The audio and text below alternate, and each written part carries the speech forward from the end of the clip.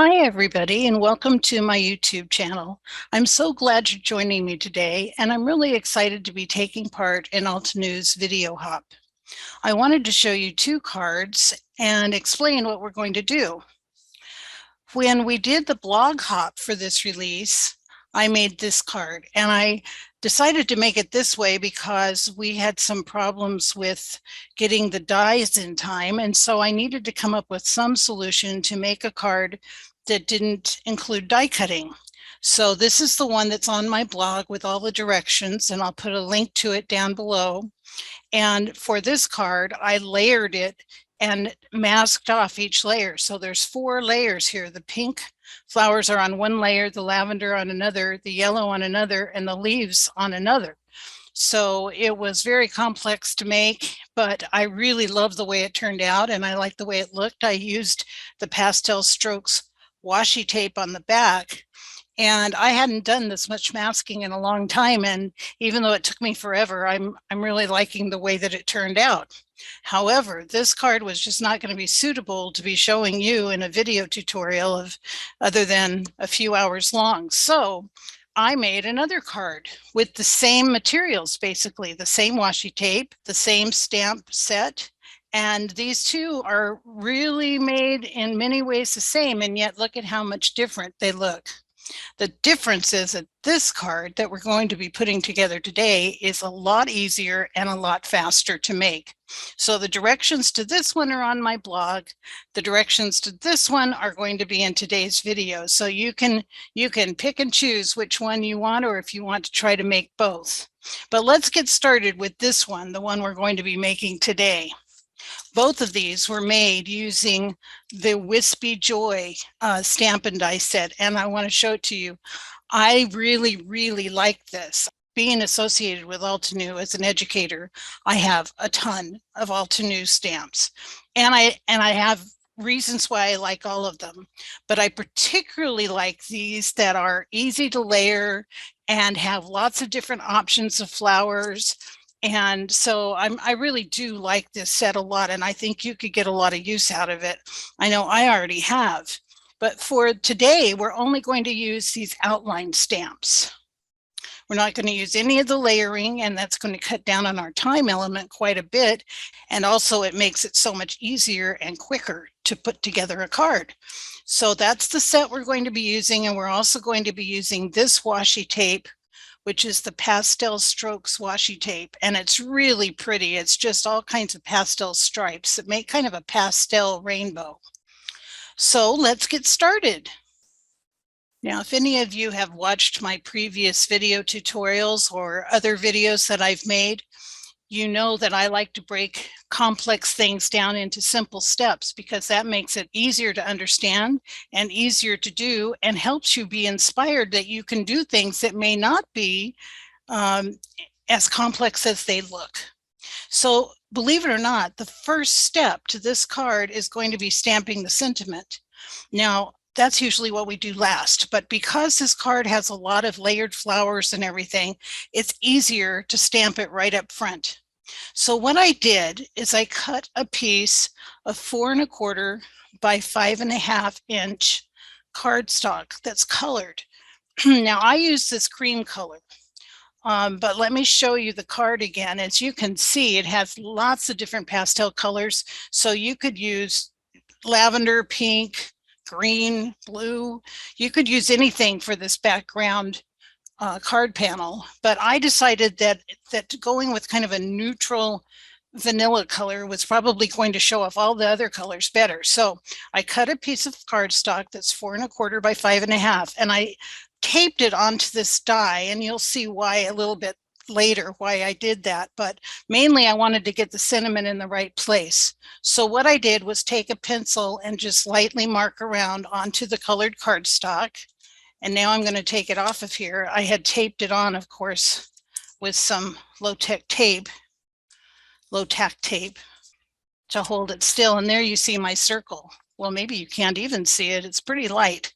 There, can you see it? Great. So what I'm going to do is put this in my MISTI. I have my sentiment all set up already. It is from the Our Friendship Blooms stamp set, and that's exactly what it says. It says Our Friendship Blooms. So I've put my colored cardstock with the circle here in my MISTI, and I have set the stamp to be right in the middle of that circle, and here I'm just checking it to see. And what we're going to do is we're going to stamp this with embossing ink, because we're going to gold heat emboss it. And again, you don't have to use gold if you don't want to. You can use any kind of embossing powder that you would like. I'm going to put this on here. I always hold it up to the light to see if I got it all right, but I think I'm going to do one more go, just to be sure that it's all covered. That's what's so nice about using a stamping platform, isn't it? You don't have to worry about getting it back in exactly the same place. I said on my last video, I am no good at using acrylic blocks. I don't know why, I just can't line them up well, but boy, the MISTI changed my life. So now we are going to put the gold embossing powder on here. And there we go. I neglected to say that I also used an anti-static tool before I started filming this. It's just got a little bit extra on there, but otherwise it looks great. Okay, I am going to heat set this off camera simply because I don't want you to hear the noise of my heat gun, and I will be right back. Okay, so here this is. It's all heat embossed. Trying to get that to focus. I don't know why it's not in focus. But anyway, it's gold and shiny, and we're done with step 1. Now for step 2, you're going to take another piece of 4 1/4 by 5 1/2 inch cardstock. I just used some lightweight white cardstock. It's not going to matter because you're going to cover it all up. And so what we're going to do is place our cardstock down like this, and we're going to take the Pastel Strokes washi, or for that matter, any washi that you want, but this is what I use because it has so many pretty pastel colors in it. It's not very wide, but we're just going to put it right down the center, and I'm going to line up with some lines on my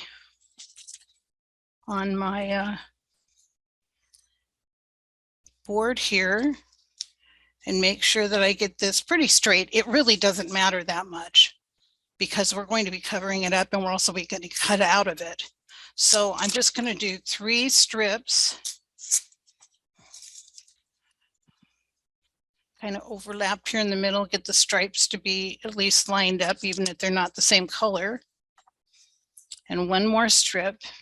Now you're going to have some extra washi with this, and I usually fold a lot of it to the back, but I'm not going to this time because we're going to die cut right through the washi, and we want it to be as thin as possible. So what I'm going to do is take this, and I'm going to take my long scissors, and I'm just going to slice and dice right around the edges here.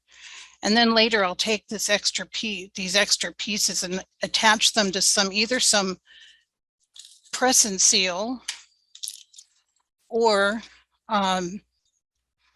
some freezer paper, which I like to use. The shiny side of the freezer paper doesn't stick, and freezer paper is super cheap. It doesn't have to be exact because we're going to be using a cover die on this, but I don't like to waste all these extra pieces, so I will save them later and use them on another project. I'm putting them on the side here after I cut them to be able to do that. Okay.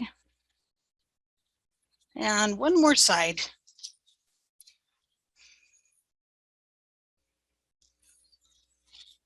If you don't have any of these long shears, boy, oh boy, they're a great investment. I use mine all the time, and they work great for this kind of thing where you're cutting along the edges of your cards. Now I'm going to use my bone folder and just go along here and make sure that this is on here well. It doesn't matter if it's a little got an edge on it or anything, because again, we're going to die cut out of it. And this is the die we're going to use. It's the Geo Cover Die B. and I will put a link to it in the bottom. I'm going to line it up here. And while I am taping it, I want to tell you about my experiment with this. Normally, when I die cut something that has small pieces, I put a piece of double-sided adhesive paper, double-sided adhesive sheet on the back of it so that after I die cut, then I just take the release paper off and it's all got glue on all those little parts. However, when I did that with this, because the die is cutting through both the paper, the cardstock, and the washi tape already, when it had that adhesive on the back, I had to run it through. I mean, I finally got it to work, but I had to run it through my die cutting machine about 5 or 6 times, and it just didn't work well. So that's why I also didn't flip the washi around to the back side of this card panel, because I didn't want the extra washi to be there either for die cutting it. So the best thing you can do is make the thinnest panel you can make. So use lightweight cardstock for this. Remember, you've already got the actual background panel of the card that we put the sentiment on. So you don't have to have anything heavy duty for this, and it will cut much easier through your die cut machine. Okay, so I've got that all taped on, and now I'm going to go off camera, run it through my die cutting machine, and I'll be right back. So I am back. I have die cut our panel with the washi tape. And let me tell you, using it without the adhesive sheets is the way to go, because this went through the very first time with no problem. I used my pick to get out maybe 5 or 6 of these little ones, but otherwise it just came out smoothly from the die. So definitely this is the way to go. And I glued it down with liquid glue. And the reason I did that was because all I did was put it around the edges and then around the circle and then just at intersections along the way. And that's all you need to do. And then it'll glue down with the liquid glue really easily, and it'll be right there on your back panel. So far we have done step 1, which was doing the sentiment. Step 2, putting the washi tape on, and then die cutting it, and then adhering it to the back panel. So we're all done with that. So the next step is to stamp our flowers. And maybe you'll remember me saying that we are only using the outline stamps. We're not doing any layered stamping at all, which is, I know a lot of you are happy to hear that. Oh, I left my scissors out because I don't think I told you, these are Tim Holtz tonic scissors. They come in 3 sizes. They're non-stick. And I have all 3 sizes and I love them. And I just got them on Amazon. So anyway, moving on. I have already put my MISTI here, and I've put the stamps in the MISTI, all of the outline stamps, which are 2 pretty large flowers, some leaves, and then a little flower here. We're going to make 2 sets of these, and I have loaded into my MISTI. You can't see it, but it's a 5.5 by 8.5 piece of vellum. So we're going to stamp on vellum, and then we're going to again gold heat emboss that.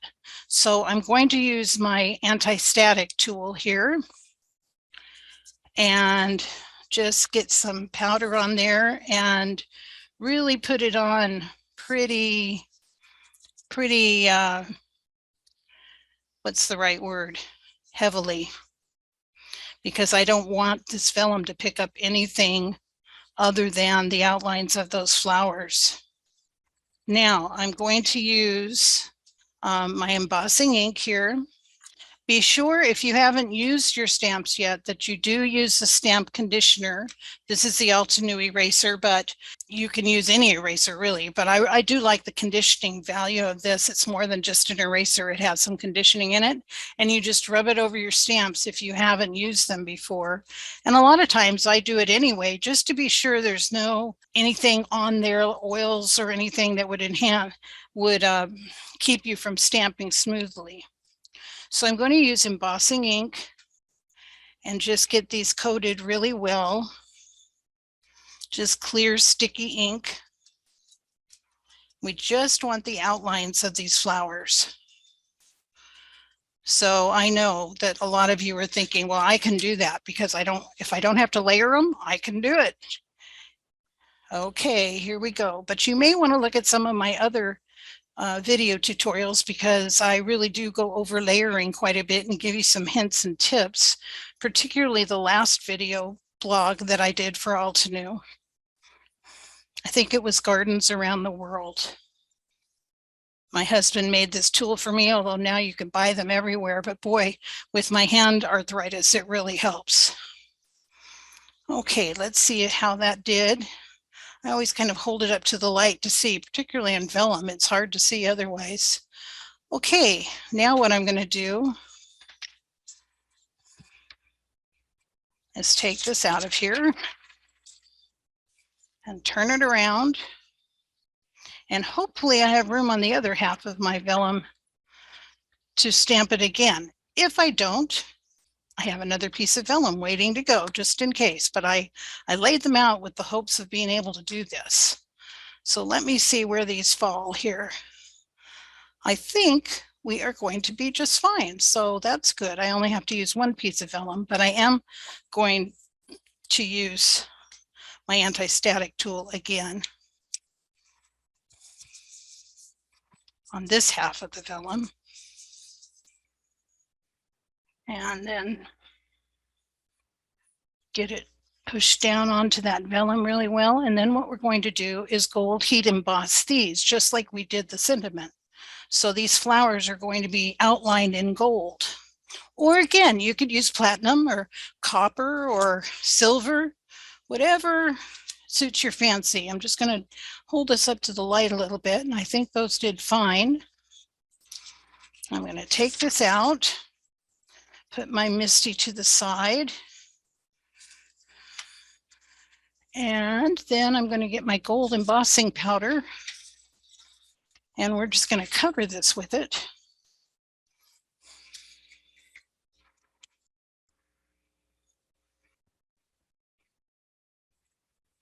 Got a few places that didn't get the whole thing. I know this looks messy, but I'm trying to do this whole page at once. Let's see. I think everything looks good. So now I am going to go off camera like I did before and heat these up. And then I'm going to give you some tips. Well, maybe I'll just give you the tips now. When you are heat embossing vellum, and I don't have my heat gun on, I'm just demonstrating here. Let me get a piece of white cardstock to put underneath here so you can see it. Okay, there are my outlines with the gold powder on it.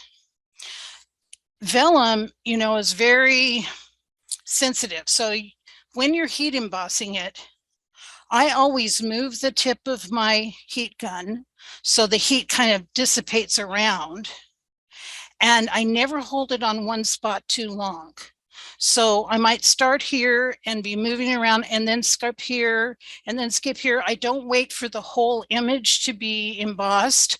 I just kind of go around and do a little bit of each one so that the heat doesn't stay on each individual piece too long. And I just keep going around like that and moving it just so no piece gets too much heat, because if it does, it will bubble up and you have to start over. So you don't want to do that. So the only tip I would give you with vellum is be very careful with it.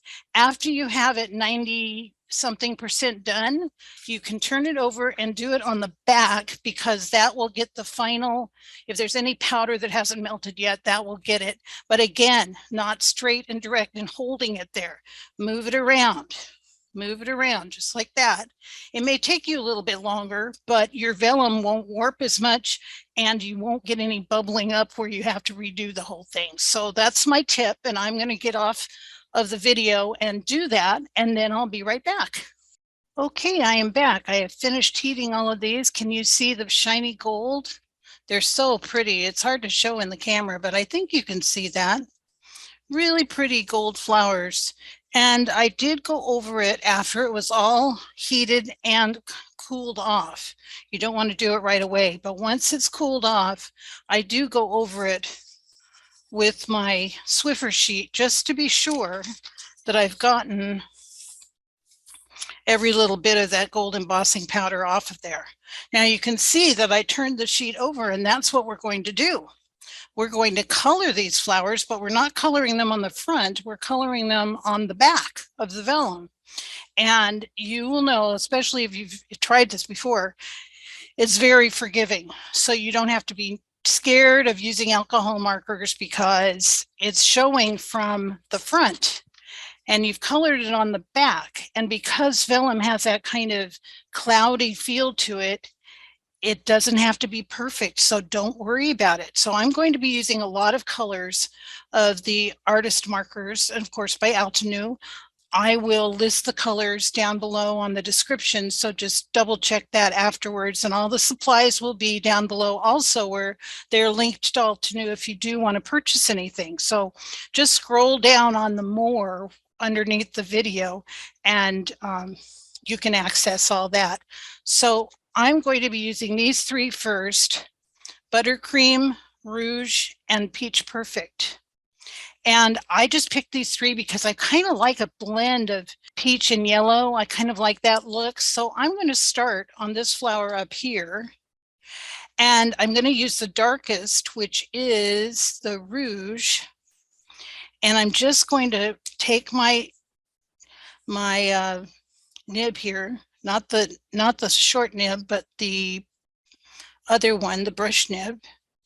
And now normally you would want to be careful and do some serious flicking here. And flicking just means hold your let me do it on a piece over here, or even on the cardstock. You hold your alcohol marker straight up and you kind of go like that. So it kind of goes from the bottom is wider than the top. Can you see that? When I edit this, I'm going to zoom in on this. So it kind of looks like blades of grass. And when we learn to use alcohol markers, we practice doing that. I'm going to be doing an alcohol marker workshop on May 15th, which I think is a day or two after this video gets released. So normally we'd be really focusing on that, and I do, but on this with the vellum, you don't have to be as picky about doing it perfectly. So if you just are capable of just making lines here, that's perfectly fine. Don't worry about it because it's not going to make any difference in the end. And if you just want to color the whole flower one color, go for it. There are no rules. Don't be. I had somebody on my Facebook community card making group, which I would love to have you join. There'll be a link for that down below too.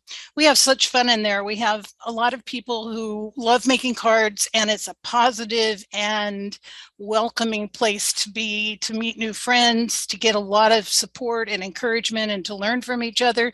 No negativity. It's all positive. But I had somebody on there the other day say that she saw someone else, I don't even know who, in a video saying, well, I don't even remember what the technique was, but you shouldn't be using this on this, and you should never do it this way. And I'm thinking, you know, there are no rules. It's art. It's art, right? So do what you want and don't worry about it. If you want to color this all solid, color it solid. Is anybody going to care? Remember that we are into card making to bless other people. Isn't that why we do it?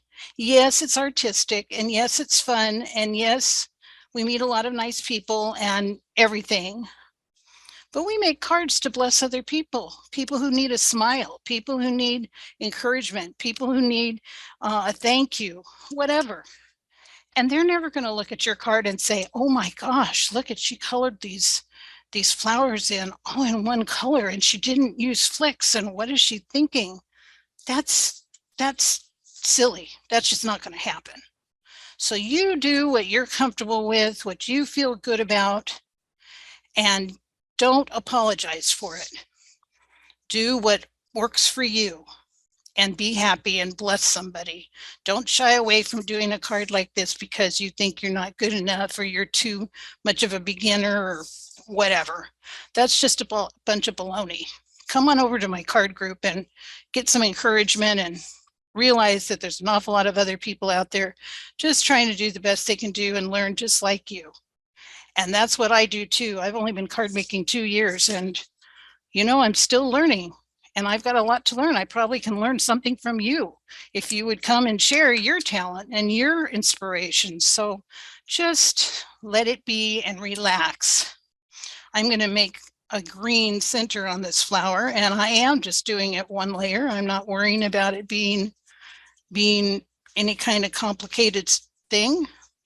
I use 3 colors on the leaves, but like I said, do what you want to do. But now you can see on the other side, when I hold it on the white, you can see the coloring. When you hold it up, it just looks super transparent, but there you can see the coloring. You can do 2 or 3 colors on the leaves, or you can just do all one color. Though doing 2 or 3 is really quite easy on leaves. All you need to do is take your lighter color. I'm using frayed leaf here. It's really light green, so I don't even know if you can see it on the camera. I'll zoom in when I edit this. Okay, so I just did it in light green. I think you can see that. And now I am going to do a little flicks, or if you just can do lines, do lines. And I'm going to take a little darker green, this is Forest Glades, and go along the middle vein of the leaf here. And then just kind of do the little flicks or little lines to make it darker down the center and at the very base of the leaf. Again, no big formula, just to give it a little shading, just like that. It doesn't have to be any big deal. So now let's turn it over and see on the white. And you can probably see that the leaves have a little bit of darker in the middle, and that's that. So I've got a lot of flowers to color here, but I want you to just take your time when you do this and enjoy the coloring. Just be at peace and just enjoy making some art. And I'm going to do that, and then I'm going to be back and show you the results. Okay, I am back, and I have finished coloring all of my flowers, and you can see they look so pretty, and they have the gold. I'll have to do this to help you see the gold on them. There we go. So now we are almost done with our card. The only thing we have left to do is to put these dies on here and die cut all of the flowers, and we will be able to do that all in 2 passes through the die cut machine. One for one half of the vellum and one for the other half of the vellum. So I'm going to do that, and I will be back again in just a minute. Okay, here we are with our beautiful pastel vellum flowers all cut out. They're so pretty. And I did want to mention one other thing to you, and that is, if you look at my card that I made before as my sample, I colored the same color on the same flowers. So these 2 small ones are blue, and the ones with the leaves are purple, and these are this orangey yellow. And after I made it, I realized that that was a mistake. I needed to color them different colors so they don't all look too copycat. I did not like that after I made the card, even though the card is really pretty, and I don't know if anybody else would notice it. But this time, because I wanted to learn from my experience, I made, like, here are the 2 big flowers. One is purple and one is orange. And I added a pink flower, and the 2 half flowers, one is purple, one is blue. So I switched up what I did, and I think that's a better choice. So just a hint that I learned that along the way. So all we have left to do is just put the flowers on around this circle. I think I can put a little glue right under the green in the middle. I am not planning on having these flowers glued down, the whole flower glued. If you wanted to do that, you could do that, and then you would put some of the double-sided adhesive sheet on the back of it before you die cut it. But I liked the fact that these flowers were kind of 3D looking. So I'm going to put one of these over here on the base layer, put some glue on it. I don't see that showing through. I'm just holding it a second here to get it time to kind of sit. And then we're going to put some leaves, I think up here. And for the leaves, I'm just going to put the glue right here on the end and maybe a little dot right there. It's going to be under the flower anyway. So I'm going to put these separate leaves there. You can just do whatever you want, of course.